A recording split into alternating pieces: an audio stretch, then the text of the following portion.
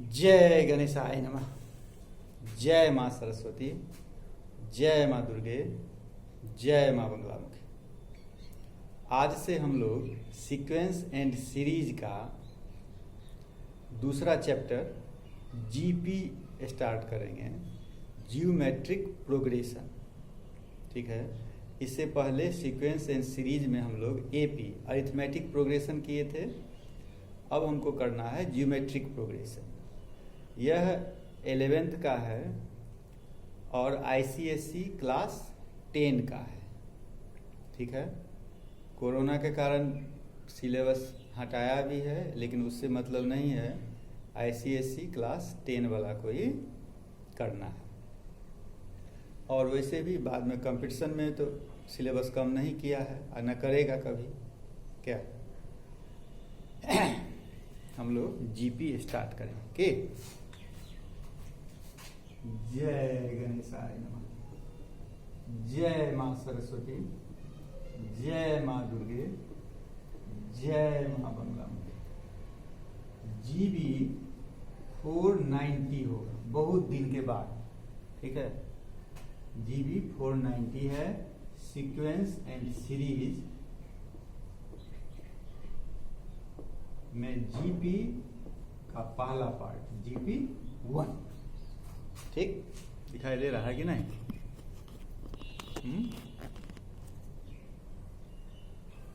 दिखाई दे रहा है कि नहीं पता भी नहीं चल रहा है। दूसरा कलर से लिखते हैं। पहले है कि जीपी क्या है, तो जीपी को समझने के लिए पहले थोड़ा एपी में चलो। ठीक, मान लीजिए एपी में था आपका 5, 8, 11, 14, 17। इसको आप लोग एपी में कहते थे ना। एपी में क्यों एपी में कहते थे? इसके पीछे भी कारण था ना कि एपी में क्यों कहते थे।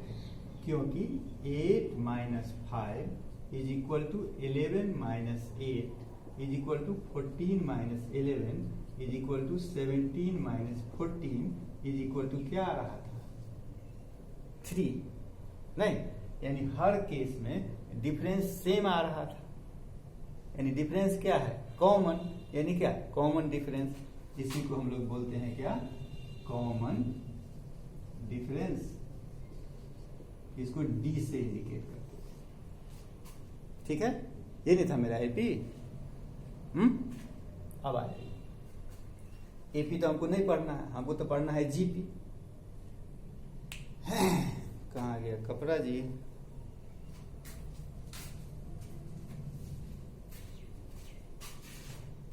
अब आ जाइए आप जीपी में। इसको याद कर दिए हैं इसीलिए कि पता तो चले एपी क्या था और जीपी क्या है। जीपी में क्या है, जैसे मान लो यहां हम ले लिए 5, 10, 20, 40, 80, 160। इसमें क्या है, जैसे उसमें था second term minus first term, third term minus second term, fourth term minus third term, fifth term minus fourth term था ना। इसमें क्या है, ये मान लो कि तुम्हारा टर्म 1 है, term 2, term 3, term 4, term 5, term 6। इसमें क्या देख रहे हैं हम लोग? T2 by T1, term 2 by term 1 is equal to है T3 by T2 is equal है T4 बाई T3 इक्वल है T5 बाई T4 इक्वल है T6 बाई T5। है भी नहीं है? यानी 10 by 5 is equal to 20 by 10 is equal to 40 by 20 is equal to 80 by 40 is equal to 160 by 80। हर case में कितना आ रहा है? 2। हर केस में कितना आ रहा है? 2। मार्कर गए। इसी को हम लोग बोलते हैं, कितना आया? 2। इसी को बोलते हैं क्या? उसमें क्या था? कॉमन डिफरेंस सबका डिफरेंस सेम था, इसमें सबका रेशियो है, इसीलिए इसको बोलते हैं हम लोग क्या, कॉमन रेशियो। इसको किससे इंडिकेट करते हैं, आर से। इसको किससे इंडिकेट करेंगे, आर से, ठीक है। इसका डेफिनेशन क्या लिखेंगे जीपी का, कि कोई टर्म और उससे पहले वाला टर्म का रेशियो हमेशा क्या होगा, सेम होगा। Any term and their preceding term, इसका जो रेशियो होगा वो हर हमेशा क्या होगा, सेम होगा। तो किस में कहलाएगा, जीपी में कहलाएगा, ठीक है। अब समझ गए जीपी क्या है, ज्योमेट्रिकल प्रोग्रेशन। अच्छा, एक चीज और देखिए कि एक दूसरा एग्जांपल भी ले लो।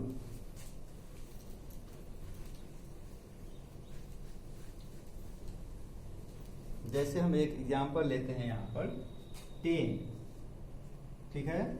उसके बाद लेते हैं 5, 5/2, 5/4, 5/8। यह जीपी में है कि नहीं, ठीक, कैसे पता चलेगा, करके देखिए। 5/10, यहाँ है 5/2, by 5, 5/4, by 5/2, 5/8, by 5/4, ठीक। देखिए करके ये कितना हो गया, 12 का है लिखना, 5/10, ये हो गया आपका 1/2, 5/2 इंटू कितना होगा 1/5, ये भी हो गया 1/2, 5/4 इंटू कितना 2/5, ये भी हो गया 1/2। यानी सब केस में कितना आ रहा है रेशियो 1/2, यानी क्या कॉमन रेशियो, यानी क्या कॉमन रेशियो कितना 1/2। इसका मतलब r का वैल्यू कितना 1/2, ये मेरा हो गया r 1/2 कॉमन रेशियो, माने सबका रेशियो सेम, इसीलिए यह जो सीक्वेंस है, ठीक, वो किस में है, जीपी में, ठीक है। चलिए डिफिनीशन हम लिख दिए, जो हम लोग पढ़े समझे उसका डिफिनीशन लिख दिए। A succession of number is said to be in GP if the ratio of any term and their preceding term is constant throughout. This constant is known as common ratio. It is denoted by R. हो गया, ये GP क्या था वो समझ गया हम लोग। अब आगे बढ़ते हैं।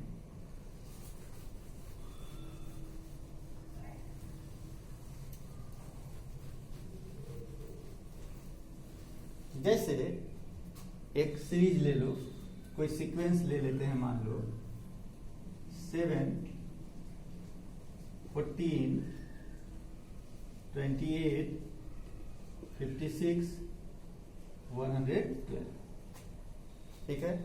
एक सीरीज दिया हुआ है, एक सीक्वेंस दिया हुआ है, पूछ रहा है आपसे कि यह जीपी में है कि नहीं, ठीक। आप क्या बताइएगा कि 14/7 इज इक्वल टू कितना 28/14 is equal to 56/28 is equal to 112/56। हर केस में करके कितना आ रहा है आपको 2, इसलिए यह जीपी में है, इसलिए यह जीपी में है, ठीक।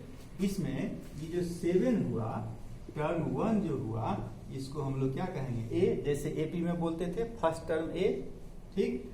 ए कितना है 7 और आर कॉमन रेशियो कितना हो गया 2। यानी यदि आपको फर्स्ट टर्म पता हो और कॉमन रेशियो पता हो तो आप जीपी नहीं निकाल सकते हैं, एक जीपी बना सकते हैं, ठीक।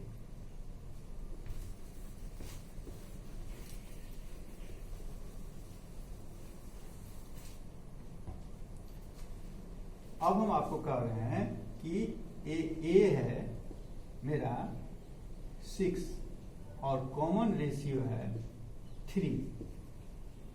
ए कितना है 6 और कॉमन रेशियो कितना है 3। आपको एक जीपी बनाना है, ज्योमेट्रिकल प्रोग्रेशन फॉलो करना है। क्या कीजिएगा, T1 यानी ए कितना हो गया 6, टर्म 2 कितना हो जाएगा, आर कितना है 3, यानी 6 इंटू 3 यानी क्या 18।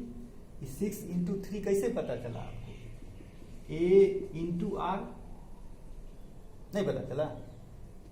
T3 क्या होगा, T2 इंटू कितना R, T2 इंटू आर, तो कितना हो जाएगा,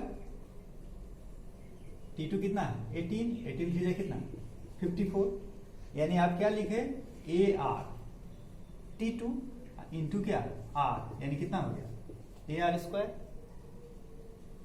अब आ जाइए T4, क्या T4, T3 इंटू आर, ठीक है, यानी 54 कितना है T3, 54 इंटू 3 कितना 162, T3 आपका कितना है a r square into r, यानी कितना ए आर क्यूब, ठीक है, ये T4 कितना हो गया ए आर क्यूब। अब एक चीज देखो,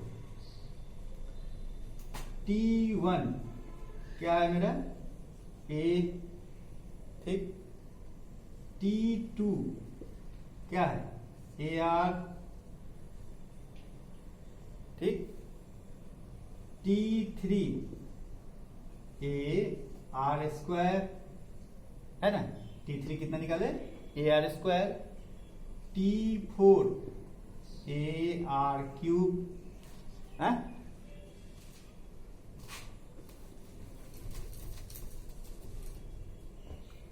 T5 क्या हो जाएगा, T5 क्या हो a r to the power 4। एक चीज और देखो, हम मिला देते हैं, a r to the power 0, a r to the power 1। अब तो क्लियर हो गया कि इससे अगला वाला टर्म क्या होगा, क्योंकि T1 में ए है आर का पावर 0, ठीक, T2 में ए है आर का पावर 1, T3 में ए है आर का पावर 2, T4 में ए है आर का पावर 3 और T5 में ए है आर का पावर 4। इसका मतलब T10 में क्या होगा, ए होगा और आर का पावर कितना हो जाएगा 9, ठीक। इसका मतलब T20 क्या होगा, ए होगा, आर का पावर कितना हो जाएगा 19। इसका मतलब Tn क्या हो जाएगा, ए होगा और आर का पावर n-1 हो जाएगा। आर क्या है, जेमा टर्म है उससे एक कम, नहीं, फिफ्थ टर्म है पावर 4, 10th टर्म हुआ तो पावर 9, nth टर्म होगा पावर n-1। यही हो गया मेरा Tn।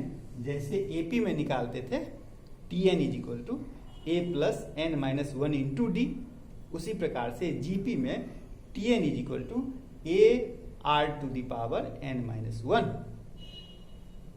अब तो कोई भी सीक्वेंस रहेगा जीपी में रहेगा तो उसका कोई टर्म तो आप निकाल सकते हैं, और बाकी सारा रूल वही, ठीक है। जैसे एपी में रहता था, पूछा जाता था कि इसमें यह टर्म एपी में है कि नहीं, तो आप n निकालते थे, नहीं, n का वैल्यू यदि 1 2 3 4 5 कुछ आता था तो कहते थे एपी में है, नहीं तो नहीं है।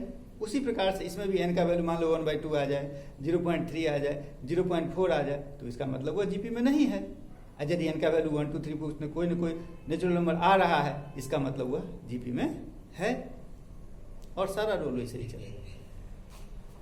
Tn माने क्या, nth टर्म ऑफ जीपी, या इसको क्या बोलते हैं आप, जनरल टर्म कहिए, इसको आप जनरल टर्म में कह सकते हैं, जनरल टर्म ऑफ जीपी के लिए फॉर्मूला हो गया मेरा Tn is equal to a r to the power n-1 हो गया, एक फॉर्मूला निकल गया मेरा। अब हम आगे बढ़े,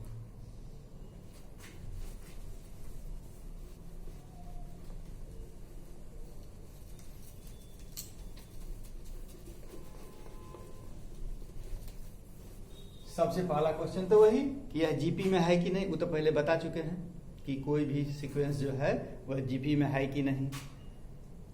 कैसे है, second term by first term equal to third term by second term equal to fourth term by third term. यदि ऐसा होगा, सबका रेशियो सेम होगा तो वह जीपी में होगा, नहीं तो नहीं होगा। चलिए अब हम आपको कह रहे हैं एक चीज कि जैसे मान लो इस पर क्वेश्चन आओ, क्या एक क्वेश्चन है कि, या उससे पहले एक चीज और बताना है हमको। एपी में भी बताए थे कोई भी सीक्वेंस एपी में है कि नहीं, तो दो मेथड बताए थे ना। एक तो simple common difference same, second term minus first term equal to third term minus second term, ये वाला बताए थे। और दूसरा एक और बताए थे, क्या, टी एन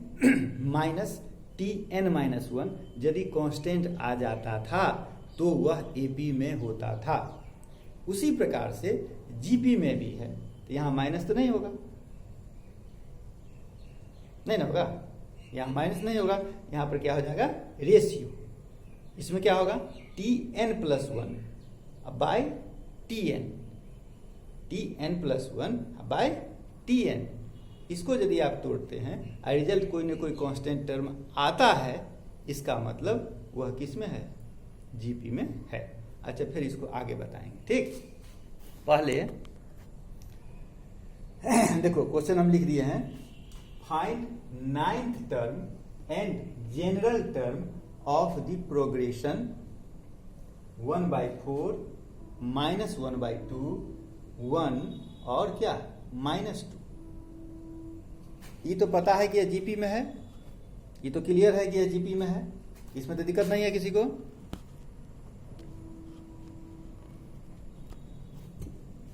ठीक, आपको क्या निकालना है, इसका नाइन्थ टर्म। इसमें ए कितना हुआ, 1/4।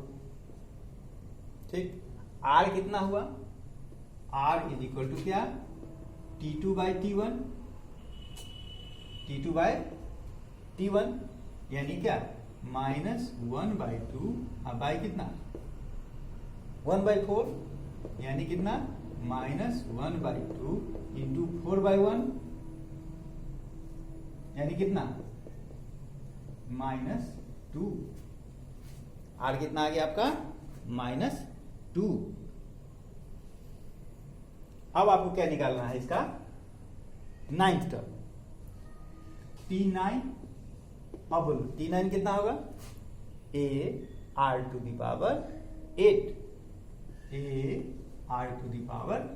8।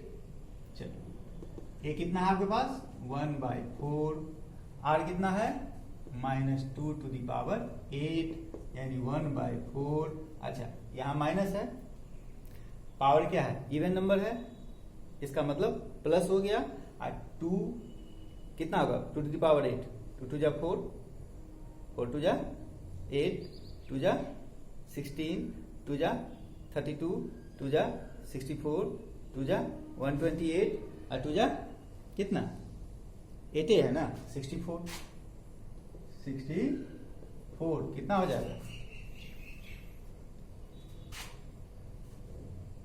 64 2⁸8 कितना हो गया, 2